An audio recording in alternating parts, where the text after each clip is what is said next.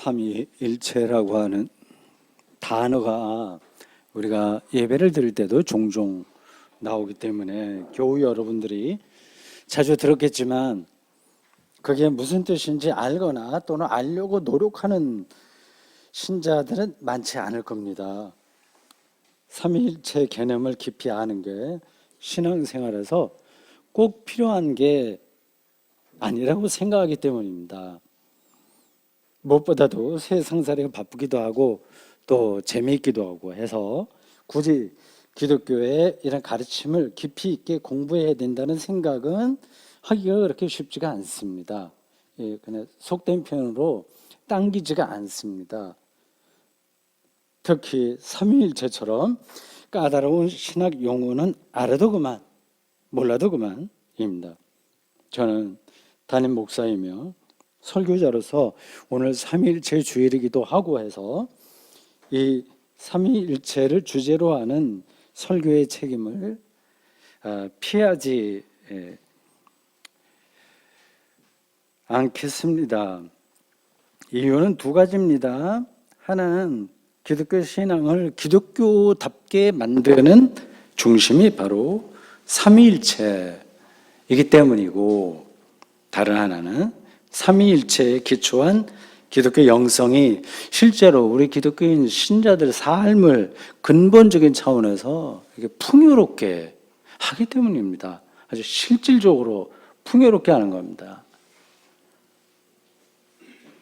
바울은 고린도 교회에 보내는 두 번째 편지 마지막 단락에서 그 편지를 이제 끝내면서, 보통 편지 끝낼 때 인사하잖아요.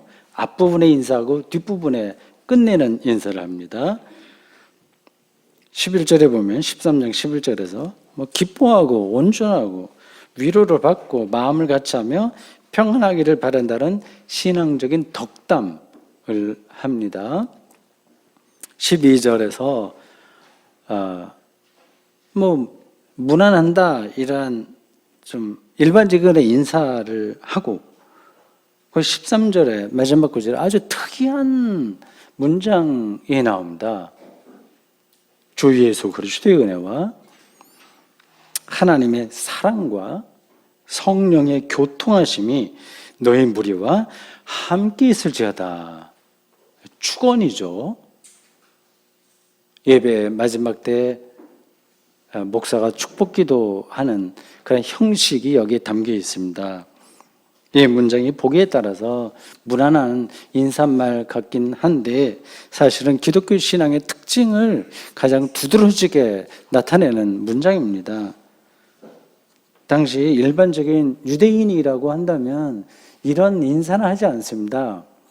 하나님의 사랑과 성령의 교통하심은 얘기할 수 있을지 모르나 예수라고 하는 이름을 내지 않습니다. 바울은 유대인이었지만 지금 하나님과 성령만이 아니라 예수의 이름으로 지금 축원 인사를 드려요. 이러한 세 가지, 하나님, 아들 예수, 성령, 이 삼중 구조가 신약 성경에 자주 나오진 않지만 가끔 나옵니다. 예를 들어 고린도전서 12장 4절에서 6절에 바울은 성령의 은사를 이제 쭉 목록을 설명하면서 일전에 제가 설교한 본문입니다. 성령은 같다. 은사는 여러 가지만 성령은 같다.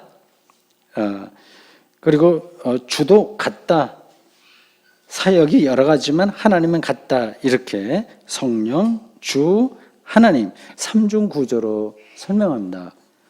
베드로전서 1장 2절도 하나님 아버지와 성령과 예수 그리스도를 은혜와 평화의 근거로 제시했습니다. 성경 기자들은 쓸데없는 얘기 안 합니다. 어떤 아주 깊은 의미가 있을 때만 말을 합니다. 오늘 셋째 말씀으로 읽은 마태복음 28장 19절에도 비슷한 형식의 문장이 나옵니다. 그러므로 너희는 가서 모든 민족을 제자로 삼아 아버지와 아들과 성령의 이름으로 세례를 베풀고 라고 했습니다.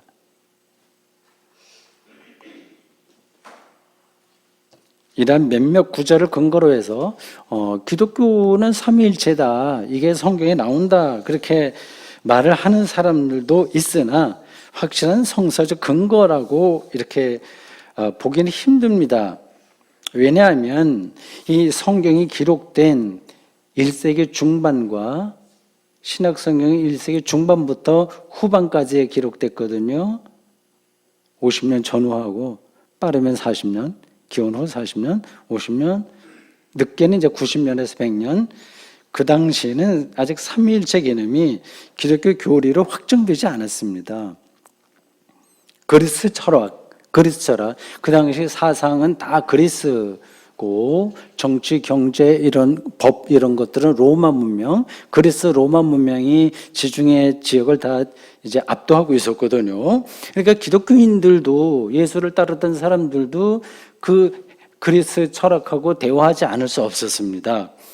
한 4세기에 걸쳐서 4세기까지 한 300년 동안 그들과 대화를 하면서 서로 영향을 주고받으면서 삼위일체 개념을 다음과 같이 정확하게 정리해낼 수 있었습니다.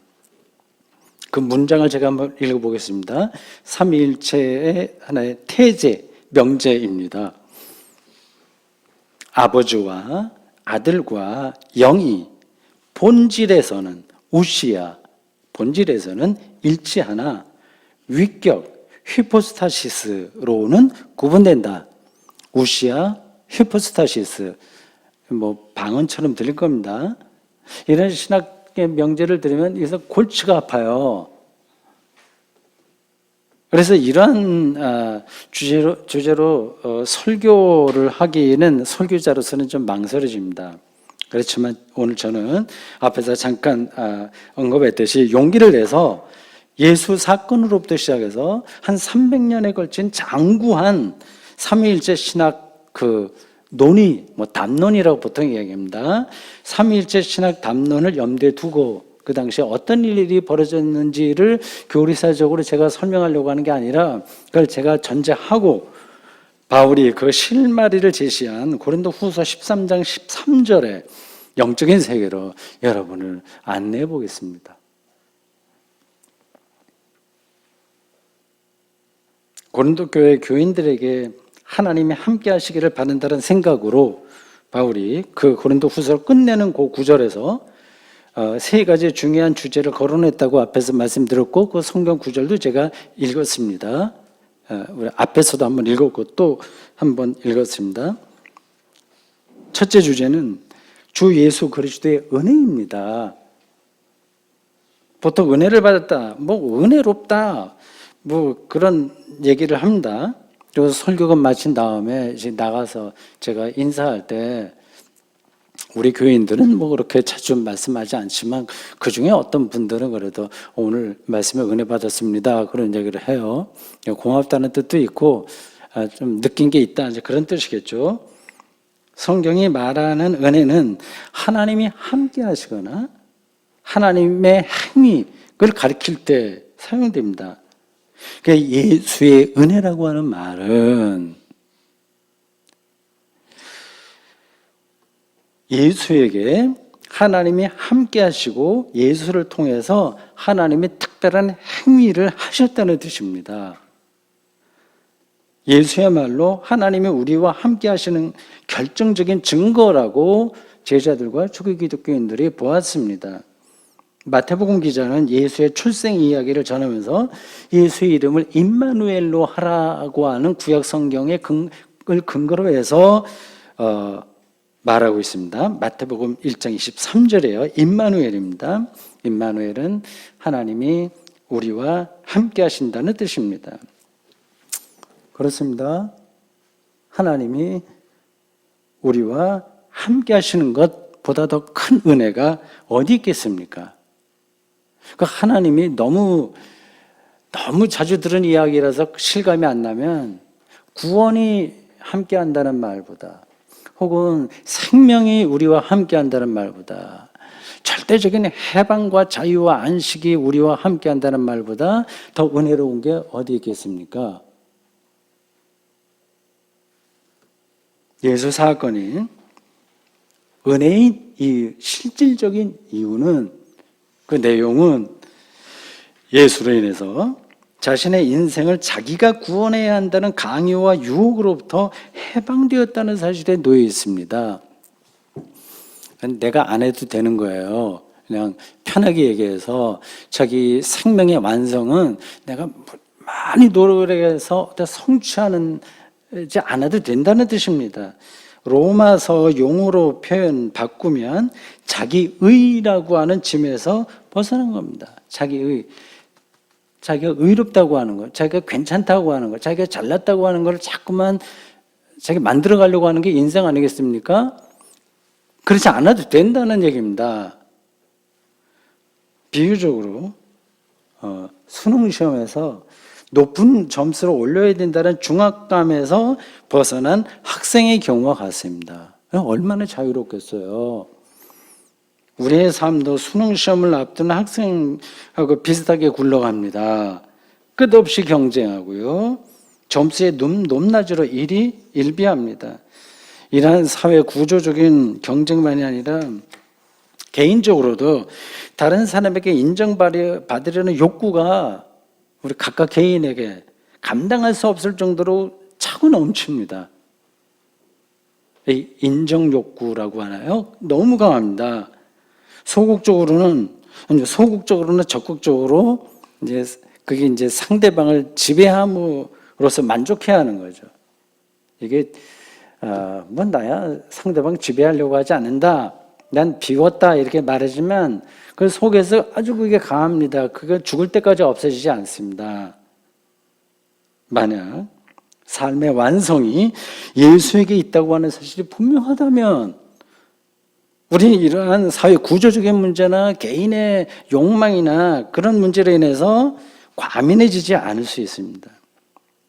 문제는 예수를 통해서 우리가 실제로 삶이 완성된 경험이 있느냐, 거기에 달려 있습니다. 없으면 아무리 그렇게 생각하라고 하더라도 와 닿지가 않습니다. 여러분은 어떻게 생각하십니까? 예수를 통해서 우리의 인생이 실제로 완성될 수 있다고 생각하시나요? 이것도 비유적으로 좀 간단하게 이렇게 말씀드려야 되겠습니다. 마음이 별로 통하지 않는 그런 사람과 어울려서 최고급 10만 원짜리 밥을 먹어야 되는 경우가 있다고 합시다. 그리고 진심으로 사랑하거나 같이 있는 것만 하더라도 만족스러운 사람이나 존경하는 사람과 재래시장에 허름한 식당에서 5천 원짜리 칼국수 먹어야 하는 경우가 있다고 합시다. 어느 쪽이 더 행복하겠습니까? 어느 쪽이 더 실질적인 삶에 가까이 가는 거겠습니까? 뭐 이게 딱 떨어지는 비유는 아닙니다만 삶의 완성이 어디에 있는지를 판단하는 데 도와줄 겁니다. 예수는 하나님의 아들이라고 불릴 정도로 하나님과 가까웠기에 제자들은 그와 함께하는 것이야말로 생명 완성에 이르는 유일한 길이라고 믿을 수 있었습니다. 이런 경험이 은혜가 아니고 뭐겠습니까? 바울이 제시한 고린도후서 13장 13절에서 둘째 주제는 하나님의 사랑입니다.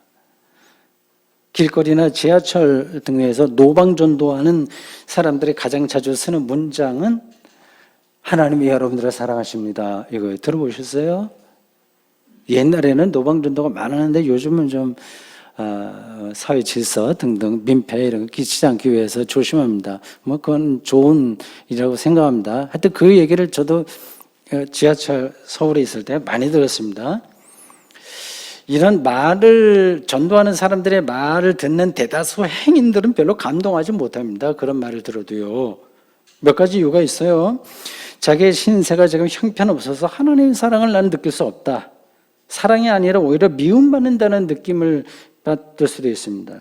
또 어떤 이는 그런 얘기를 들으면 속으로 야, 그래, 예수쟁이 너희들만 하나님의 사랑을 받은 거지 뭐 우리야 되겠냐. 너희들이 정말 하나님의 사랑을 받았다고 한다면 그럼 사랑받은 사람답게 살아봐야지. 그러지도 못하면서 말만 입술만 그러냐. 그렇게 속으로 생각하는 사람들이 있을 겁니다. 하나님의 사랑이라고 하는 말이 상투적인 데 떨어져 버린 거예요. 교회 밖의 사람만이 아니라 교회 다니는 사람들 중에서도 그런 정도에 머물러 있는 사람들이 있을 겁니다.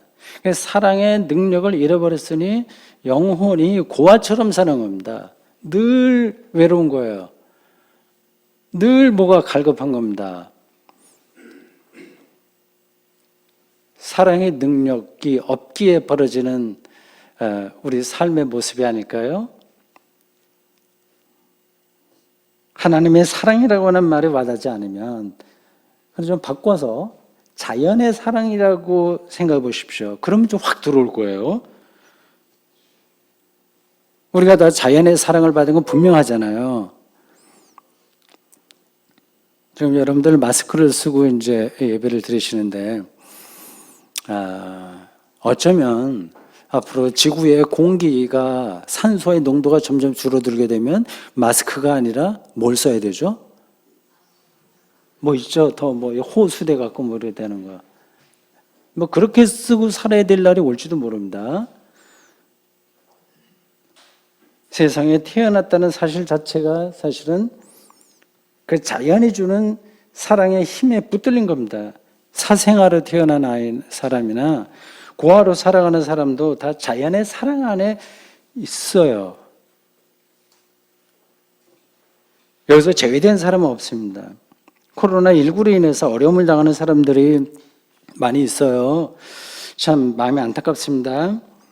그래서 우리 사람들이 이 현대 21세기 문명, 20세기부터 계속되어지는 그런 문명의 탓인지 어떤지 모르겠으나 우리가 잘못한 거 있으면 찾아 나가야 되고 또 서로 도와야 될 부분들은 연대해서 해결해 나가면 됩니다.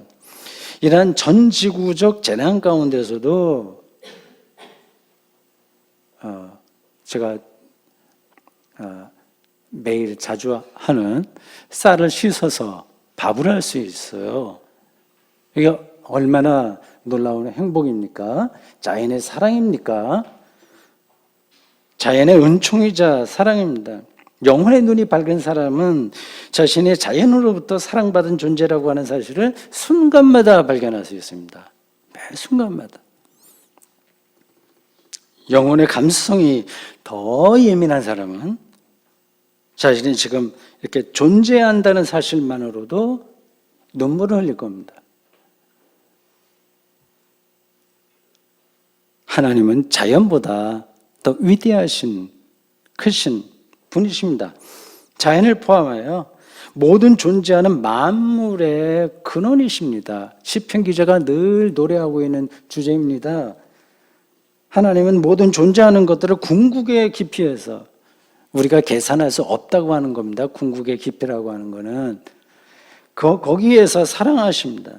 탕자의 비유, 흔한 표현으로 거기서 말하듯이 그의 사랑은 우리의 허물과 방탕과 유치함까지 감싸 안고 기다리십니다. 안심하셔야 됩니다. 그 안심하는 사람만이 바르게 살 수 있습니다. 바울은 고린도 교인들이 그 하나님의 사랑에 눈을 뜨는 사람이 되기를 바란다고 지금 마지막 인사 말을 하고 있습니다. 세 번째 주제는 성령의 교통하심입니다. 이게 좀 번역이 약간 거칠어요. 교통한다는 말은 우리가 보통 쓰지 않죠. 헬라어 코이노니아의 번역입니다. 그러면 친교라고 번역하는 게 맞습니다. 고린도 교회 신자들이 성령과 밀접한 친교를 누리면서 살아가기를 바란다는 뜻입니다. 아주 우리에게 아주 익숙한 말로 하면 성령 충만인 겁니다. 영의 충만, 가득 참입니다. 성령이 어떤 교인들에게는 협의로만 인식됩니다. 방언, 신유, 투시, 그런 것들이죠. 은사주의 운동으로 여기는데 오해입니다. 그건 아주 작은 부분들이에요. 성령은 생명의 영으로서 인간 삶의 모든 영역에서 활동하십니다. 이 공기처럼. 어떤 사람이 자기라는 세계에 갇혀 살다가 이웃이 눈에 보인다면 문을 여는 거잖아요. 마음이 열리는 거잖아요. 그럼 성령이 그에게 임하신 겁니다.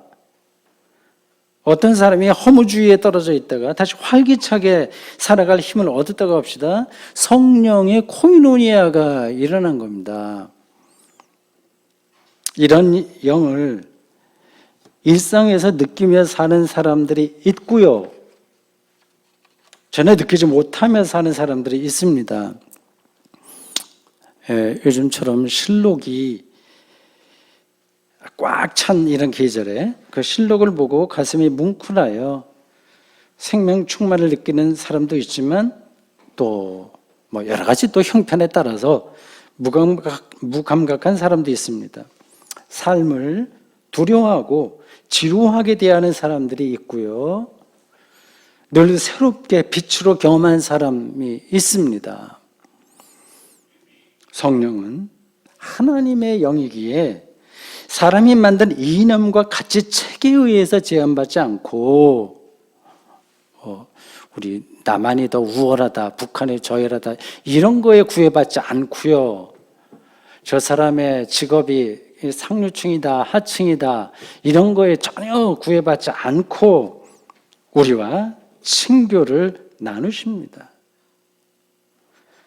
예수 제자들이 감옥에서도 기도하고 찬송할 수 있었던 이유가 바로 여기에 있습니다. 자주 읽었잖아요. 근데 그러한 신앙의 유산을 우리가 소홀하게 대하며 살고 있는 건 아닙니까?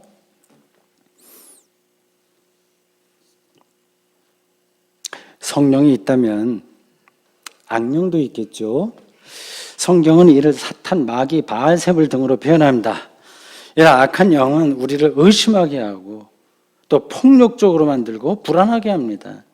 근데 사실 이 성령과 악령을 구분하기 쉽지 않아요. 종이 한 장 차이입니다. 겉으로 드러나는 현상들은 아주 강력한 힘으로써 나타나는 것 비슷합니다. 그래서 영을 분별하라 그렇게 신약 성서 기자들이 종종 이야기합니다.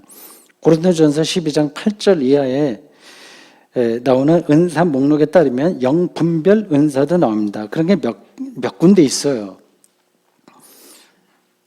무슨 말입니까? 사람은 기독교인은 이렇게 얘기해도 되고 뭐 사람이라고 해도 좋습니다. 성령과의 친교를 맺지 못하면 어쩔 수 없이 악령과 친교를 맺을 수밖에 없습니다. 그러니까 악령이 따로 있다기보다 존재론적으로 악령이 따로 있다기보다도 성령의 부재가 바로 악령을 가리키는 거 아니겠습니까?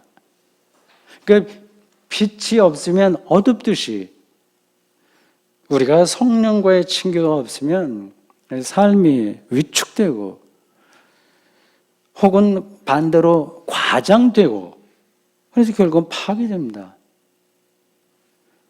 그래서 바울은 성령과의 코이노니아가 고린도 교회 신자들에게 임하기를 간절히 기원했습니다. 저도 같은 마음입니다.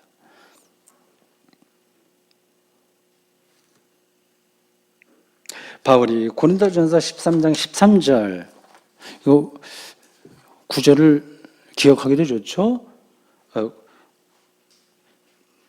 고린도전서가 아니라 고린도후서입니다.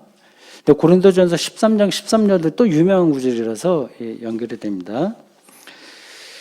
제가 요 설교 원고에 요거를 잘못 썼네요. 고린도전서 13장 13절로 적었는데 설교 원고를 보고하고 있습니다.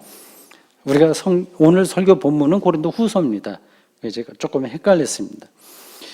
여기서 기독교 신앙의 세 가지 핵심 주제가 이렇게 각각 나오죠. 각 구분됩니다. 그걸 다 정리하면 이렇습니다.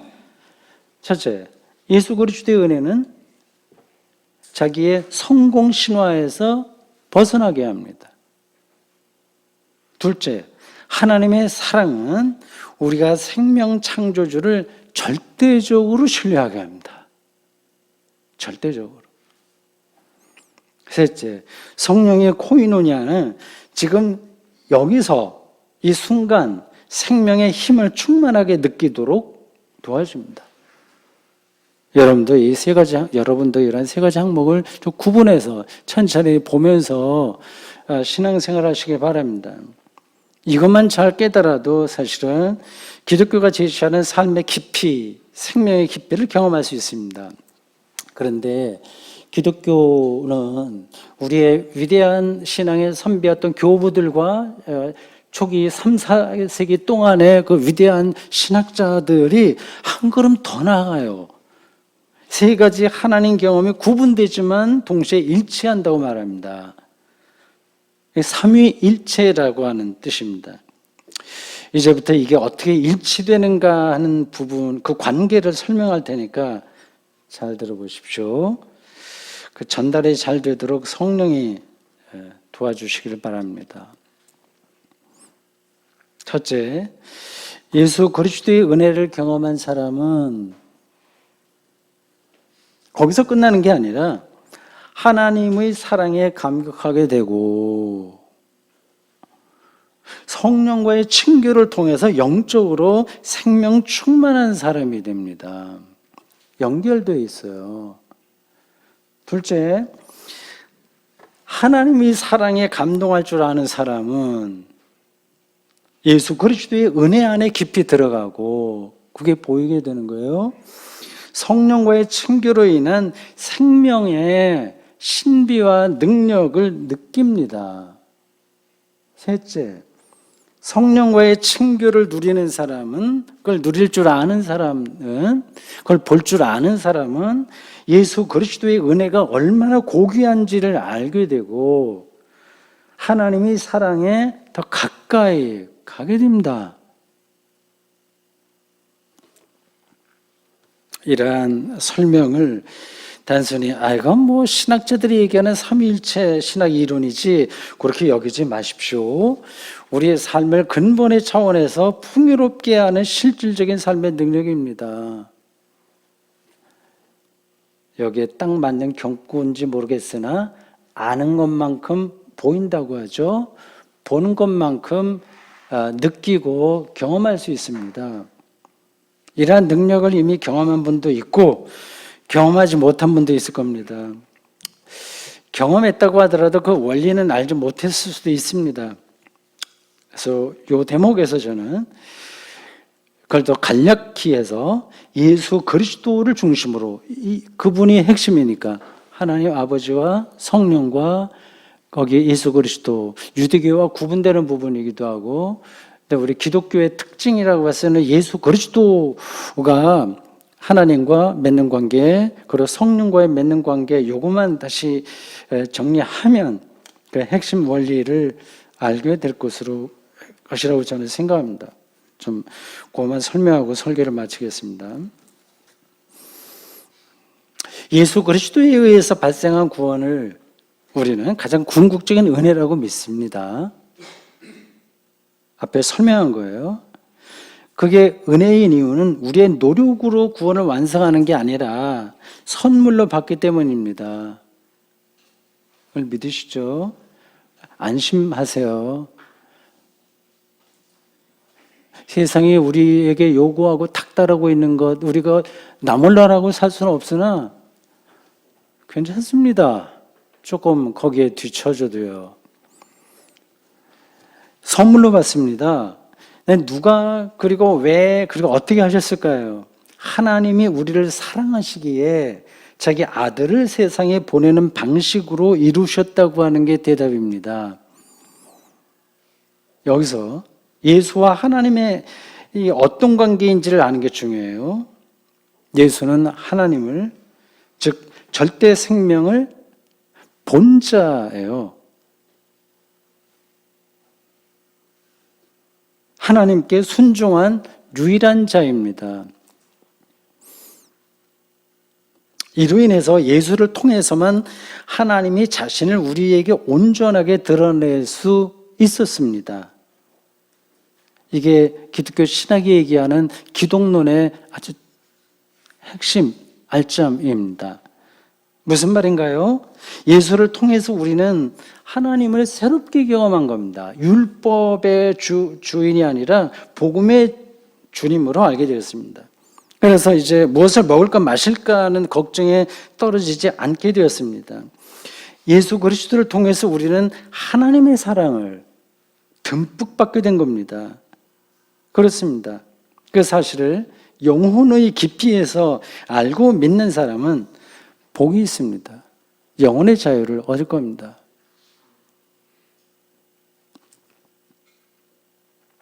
예수 그리스도의 은혜는 앞에서는 아버지와의 관계였고요. 이 은혜는 두 번째 성령과의 친교에서 현실화합니다. 현실화. 리얼라이제이션 이렇게 표현할 수 있어요. 좀 그게 우리 젊은 분들에게는 잘 전달되겠죠. 현실화, 리얼라이제이션. 예수 그리스도에게 일어나는 구원이 전적으로 은혜라고 하는 사실을 실질적으로 알고 경험하려면 여러분 그냥 안 돼요. 성령의 도움이 절대적으로 필요하다는 뜻입니다. 세상은 각자 인생에서 자기가 주인이지, 그래 그렇게 살아야지, 자신감 있게 살아야지, 주인으로 살라고 가르칩니다. 예수의 가르침과 그의 운명을 거들떠보지 않게 만듭니다. 그건 비굴한 거야, 왜 이렇게 그렇게 살아, 이렇게 얘기합니다. 성령만이 그 사실을 제대로 보게 하고 알게 하며 깨닫도록 도와준다는 게 요한복음이 우리들에게 전하고 있는 핵심 메시지입니다. 예수가 세상을 떠날 때 제자들에게 뭘 약속했죠? 보혜사 성령을 보내겠다 약속하셨습니다. 그게 지금 제가 말씀드린 그 상황을 배경으로 한 겁니다. 그는 진리의 영이라 세상은 능히 그를 받지 못하나니 이는 그를 보지도 못하고 알지도 못함이라. 그러나 너희는 그를 아나니 그는 너희와 함께 거하시며 또 너희 속에 계시겠습니다. 요한복음 14장 17절. 그리고 그 보혜사 성령이, 그건 막연하죠, 그런 말 들으면요. 그게 더 실질적으로 느껴지는 게 기독교 영성의 이게 우리가 더 성숙해지는 그런 길입니다. 그러니까 죽을 때까지 그 길을 가야 됩니다. 숙제 끝내는 게 없어요, 기독교 신앙에서는. 성령이 제자들에게 가르칠 거라고 하는 설명이 요한복음 14장 26절 그 대목에서 이렇게 나와요. 보혜사 곧 아버지께서 내 이름으로 보내실 성령. 이게 기독교 인식의 문제를 여기서 다루고 있는 거예요. 그래서 성령, 그가 너희에게 모든 것을 가르치고 그리고 너희에게 말한 모든 것을 생각나게 하리라.